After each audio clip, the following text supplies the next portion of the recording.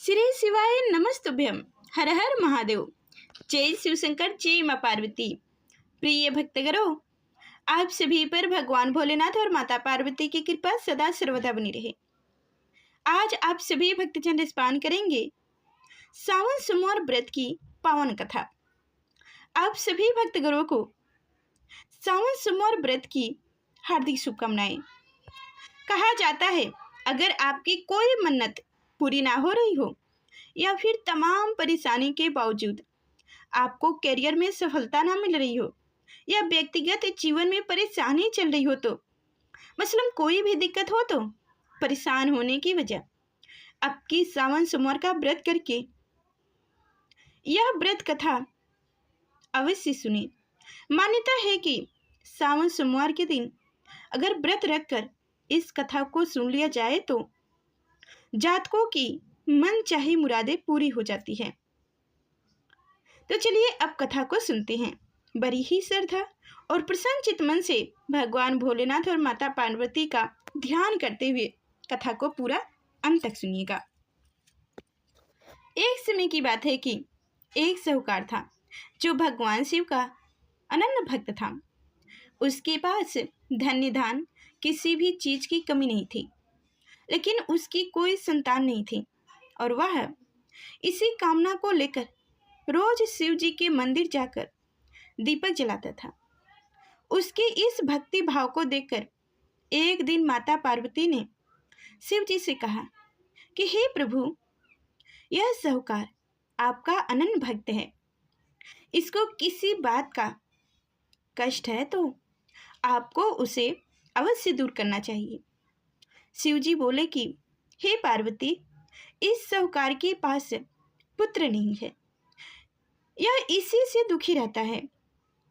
माता पार्वती कहती हैं कि हे ईश्वर, कृपा करके इसे पुत्र प्राप्ति का वरदान दे दीजिए।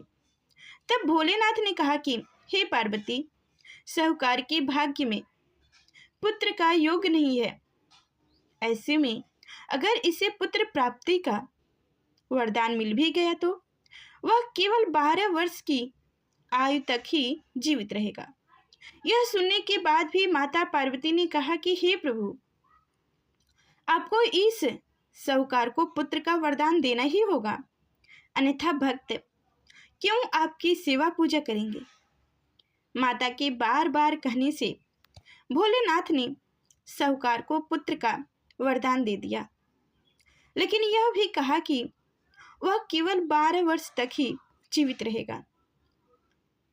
साहूकार यह सारी बातें सुन रहा था, इसलिए उसे ना तो खुशी हुई और ना ही दुख।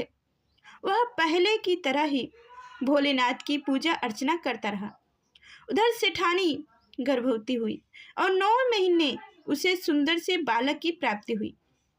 परिवार में खूब हर्ष उल्लास मनाई गई, लेकिन साहूकार पहले की तरह रहा और उसने बालक की 12 वर्ष की आयु का जिक्र किसी से भी नहीं किया।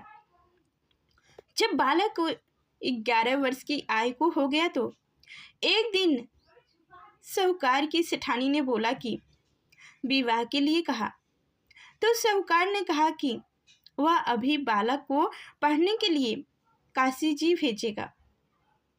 इसके बाद उसने बालक के मामा जी को बुलाया और कहा कि इसे काशी पढ़ने के लिए ले जाओ और रास्ते में जिस भी स्थान पर रुकना वहाँ यज्ञ कराना और ब्राह्मणों को भोजन कराते हुए आगे बढ़ना। उन्होंने भी इसी तरह करते हुए जा रहे थे कि रास्ते में एक राजकुमारी का विवाह था, जिससे उसका विवाह होने वाला था। वह एक आंख से काना था। तो उसके पिता ने जब अति सुंदर साहूकार के बेटे को देखा तो उनके मन में आया कि क्यों ना इसे ही घोड़े पर बैठाकर शादी के सारे कार्य संपन्न करा लिया जाए। तो उन्होंने मामा से बात की और कहा कि इसके बदले में वह अथाह धन देंगे। तो वह भी राजी हो गया। इसके बाद साहूकार का बेटा विवाह की बेदी पर बैठा और जब विवाह कार्य संपन्न हो गया तो जाने से पहले उसने राजकुमारी की चुन्नी के पल्ले पर लिख दिया कि तेरा विवाह मेरे साथ हुआ है, लेकिन जिस राजकुमार के साथ भेजा जाएगा वह तो एक आंख से काना है। इसके बाद वह अपने मामा के साथ काशी के लिए चला गया।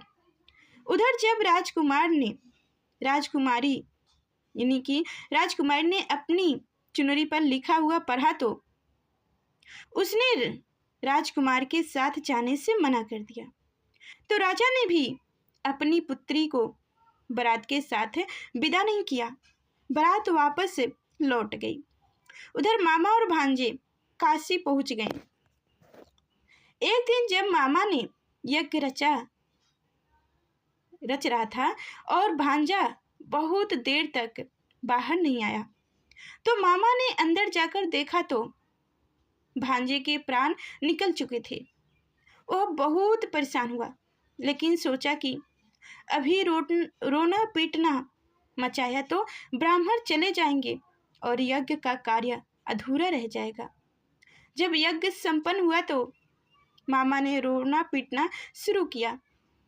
उसी समय शिव पार्वती उधर से जा रहे थे, तो माता पार्वती ने शिव जी से पूछा, हे प्रभु, ये कौन प्राणी रो रहा है? तभी उन्हें पता चला कि यह तो भोलेनाथ के आशीर्वाद से जन्मा साहूकार का पुत्र है। तब माता पार्वती कहती हैं कि हे स्वामी, इसे जीने का आशीर्वाद दीजिए, जीवित कीजिए, अन्यथा रोते रोते इसके माता पिता के प्राण निकल जाएंगे। तब भोलेनाथ ने कहा कि हे पार्वती, इसकी आयु इतनी ही थी कि तो वह आयु भोग चुका है, लेकिन माँ के बार बार आग्रह करने पर भोलेनाथ ने उसे जीवित कर दिया।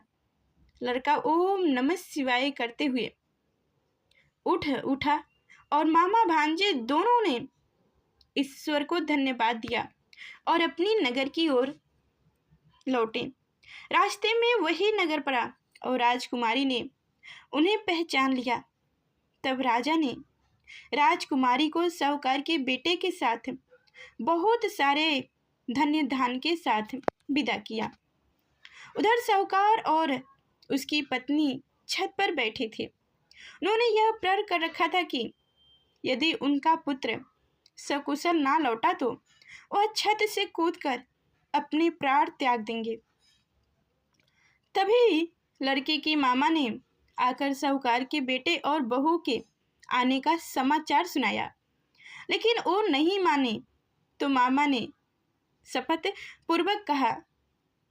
तब तो दोनों को विश्वास हो गया और दोनों ने अपने बेटे बहू का स्वागत किया। उसी रात साहूकार को स्वप्न में शिव जी ने दर्शन दिया और कहा कि तुम्हारे पूजन से मैं प्रसन्न हुआ। इसी प्रकार जो भी भक्त इस कथा को पढ़ते अथवा सुनते हैं, उनके समस्त दुख दूर हो जाते हैं और मनवांछित सभी मनोकामनाओं की पूर्ति होगी। तो प्रेम से बोलिए गौरी पुत्र गणेश भगवान की जय हो, शिव शंकर माता पार्वती की जय हो। तो अब सुनेंगे भगवान भोलेनाथ की एक छोटी सी कथा, जिसे सावन में सुना जाता है।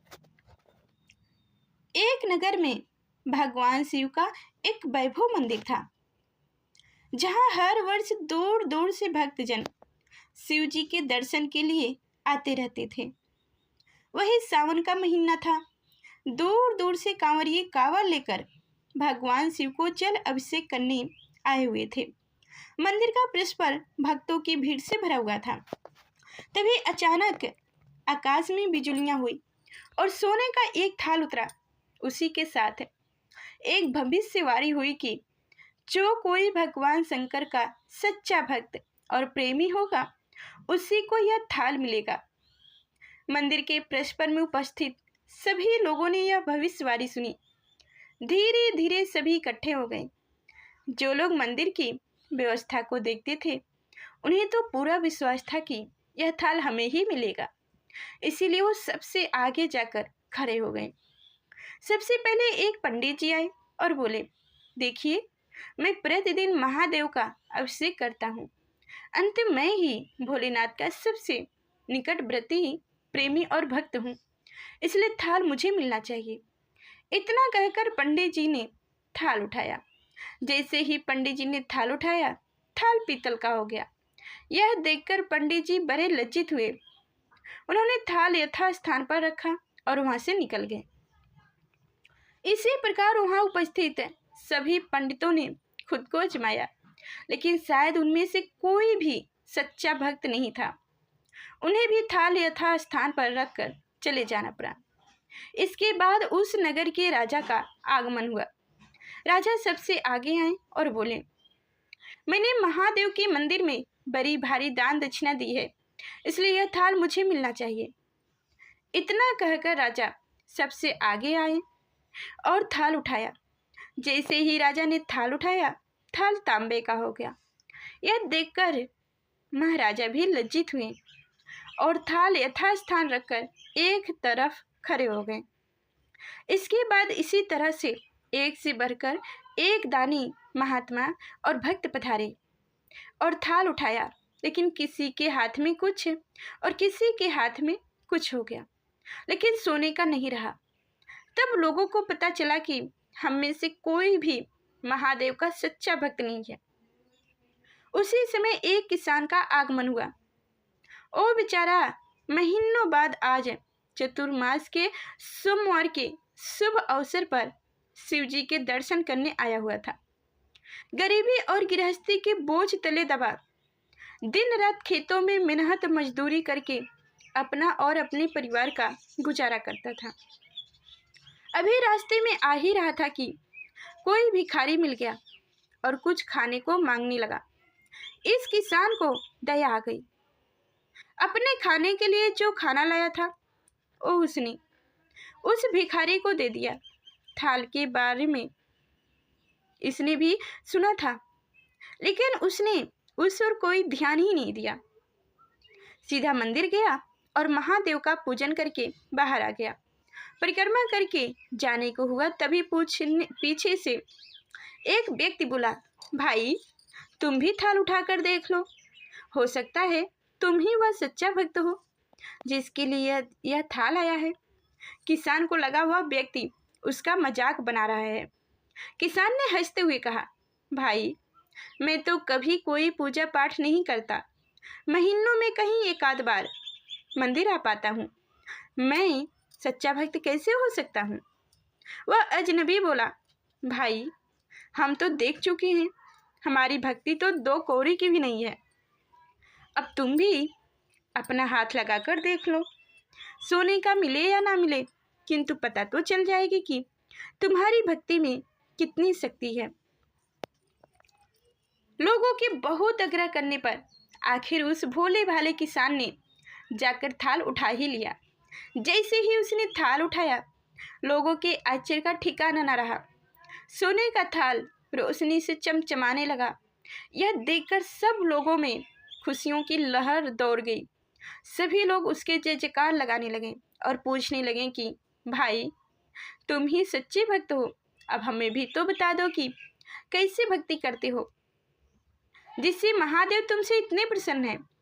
तो किसान बोला, भाई मैं कोई भक्ति नहीं करता, मैं केवल दिन भर खेतों में काम करता हूँ और थोड़ा समय निकालकर ज़रूरतमंद लोगों की मदद करता हूँ। इसके अलावा मैं कोई विशेष कार्य नहीं करता। लोग पूछने लगे, तुम लोगों की मदद क्यों करते हो? हंसते हुए किसान बोला, सुकून।